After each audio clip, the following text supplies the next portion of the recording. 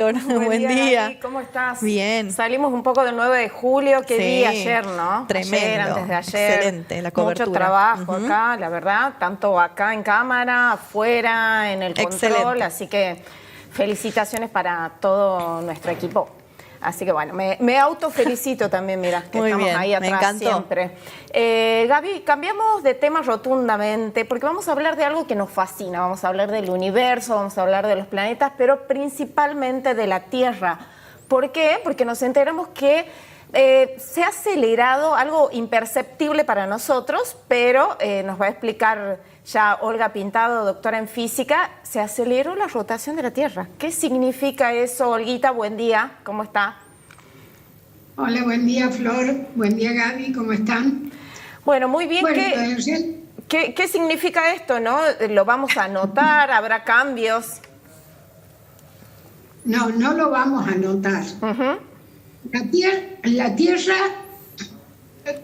no, hay que tener en cuenta que los objetos del universo no son objetos estables. La Tierra no fue siempre así, hubo un momento en que se formó, y cuando se formó fue acumulando material y ahí adquirió una velocidad de rotación. Sí. Hasta ahí todo perfecto. Cuando la Tierra se deja de comprimir, esa velocidad de rotación debería ser constante para siempre hasta que la Tierra empiece a desarmarse. Pero ¿qué ocurre? La Tierra tiene la Luna. La Luna produce un efecto de atracción gravitatoria sobre la Tierra que no es siempre el mismo, porque la Luna tiene una órbita elíptica alrededor de la Tierra, entonces a veces está más cerca, a veces está más lejos y esa órbita es inclinada. Entonces, a veces está más al norte, está en el Ecuador o está en el sur. Eso hace que la Tierra vaya frenándose a un promedio de 2 milésimas, más o menos 2 milésimas de segundo por siglo. El tiempo que nosotros demoramos en pestañear es más o menos 1/100ª de segundo. O sea que eso es mucho más chico. Lo que también ocurre es que como la Luna no está siempre a la misma distancia, hay veces que el efecto gravitatorio es mayor o es menor. Entonces hay una pequeña variación en la duración del día. Y esa variación es más o menos una 10 milésima. Las otras hablábamos de 2 milésimas. Esta es una 10 milésima entre un día y otro. ¿Esto por qué se puede hacer ahora? Porque desde la década del 50 del siglo pasado existen los relojes atómicos.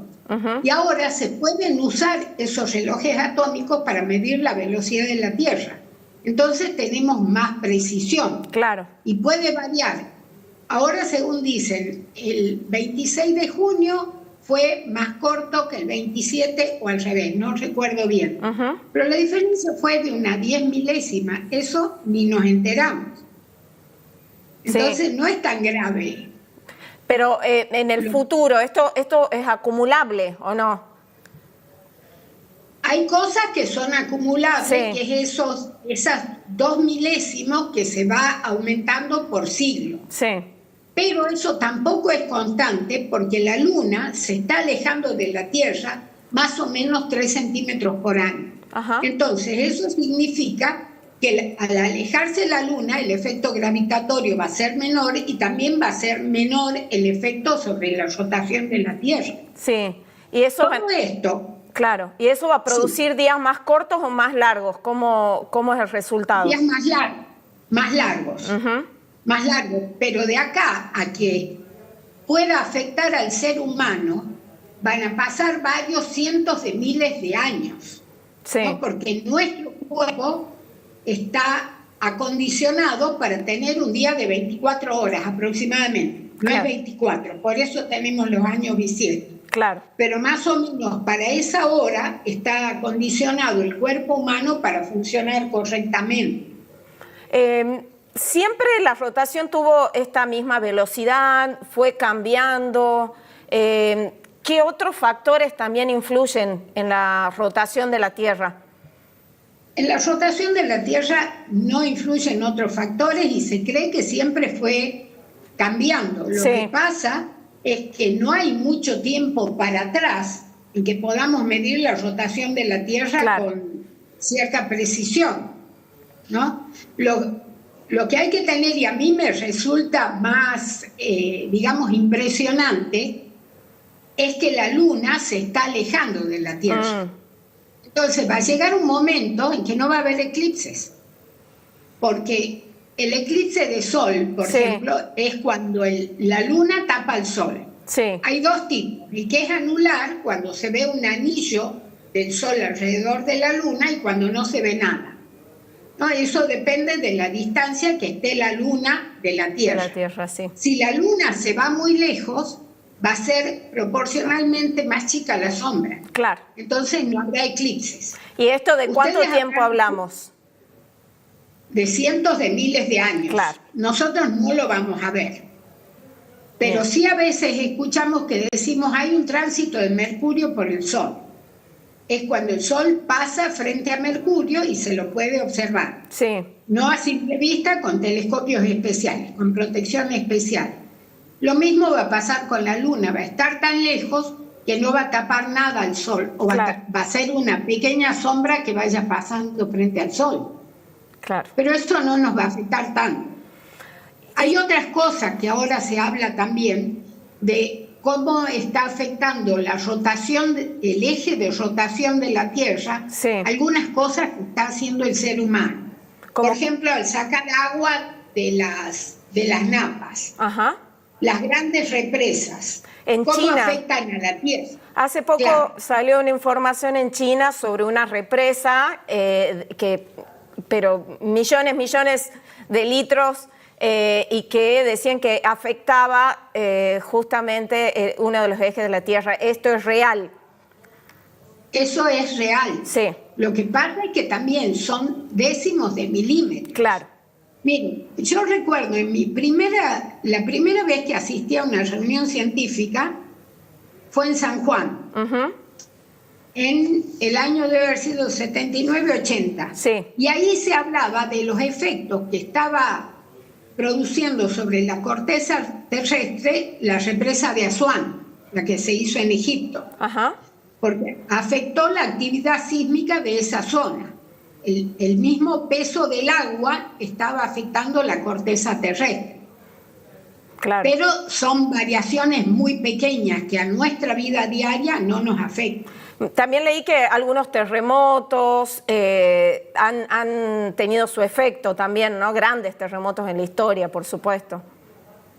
Y sí, porque, bueno, yo no soy una especialista en eso, pero he trabajado mucho tiempo en la carrera de geofísica en San Juan, era docente en la Universidad de San Juan, y lo que pasa es que los terremotos se producen por los movimientos de las placas tectónicas. Claro. Entonces, cuando son grandes terremotos, puede haber un movimiento muy grande y puede afectar la forma de la superficie de la Tierra, pero siempre son valores infinitamente pequeños. Olguita, ¿qué otros eventos astronómicos nos esperan quizás en lo que queda de este año? Así, eventos astronómicos impactantes que uno pueda prever, no hay. Bien. Sí hay lluvias de estrellas que hay en agosto y en noviembre o diciembre. No hay eventos astronómicos, digamos, previstos. Bien. Lo que sí estamos esperando los astrónomos son los datos del telescopio Vera Rubin de Chile. ¿Qué va a informar, digamos, ese estudio? Bueno, ese telescopio tiene un campo grande. Es decir, puede tomar una imagen de una parte muy grande del cielo y en una semana puede tomar imagen de la mitad del cielo que ese telescopio, digamos, del cielo que ese telescopio puede ver. Sí. Ya se han liberado algunas, bueno, no se han liberado al público, pero sí algunos astrónomos tenemos acceso a esos datos y, por ejemplo, hay una imagen en la que han aparecido más de 100.000 galaxias que no conocíamos. ¡Ah, qué bien! y también algo así como 300 asteroides cercanos a la Tierra que no los habíamos visto nunca. Entonces, claro. sí. ¿Cuáles son los procesos al conocer nuevas galaxias? ¿Qué sigue? ¿Cómo se los investiga? ¿Cómo se los nombra? ¿Bautizan en realidad? Bueno, hay que ver Sí. si a esas galaxias se las puede observar con algún telescopio desde Tierra o con alguno de los telescopios espaciales, porque al ser galaxias que están muy lejos, Sí. la luz que nos está llegando es de épocas muy pasadas. Entonces podemos llegar a entender cómo se formaron, tener mayor conocimiento acerca de cómo se formaron las galaxias, Claro. que muchos no sabemos. ¿Y este de Chile qué características tiene? ¿Por qué están tan entusiasmados los astrónomos?